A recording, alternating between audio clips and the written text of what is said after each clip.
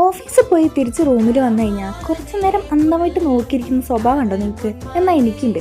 അത് കോളേജ് പഠിക്കുമ്പോൾ ആയാലും സ്കൂളിൽ പോകുമ്പോൾ ആയാലും ഒക്കെ ഉള്ള ഒരു സ്വഭാവമായിരുന്നത്. വൈകുന്നേരം തിരിച്ചു വന്നു കഴിയുമ്പോൾ ഒരുപാട് പണി എനിക്ക് ചെയ്യാനുണ്ടെന്ന് എനിക്ക് നന്നായിട്ട് അറിയാം.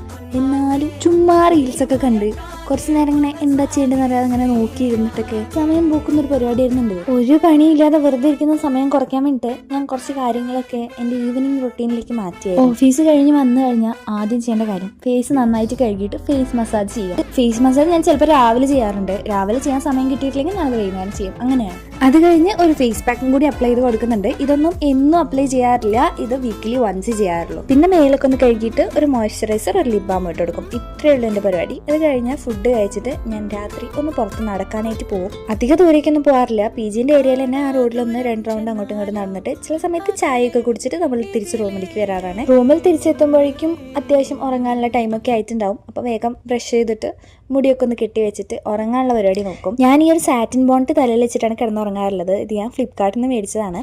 അപ്പോൾ അത്രയേ ഉള്ളൂ. നാളെ കാണാം. ബൈ.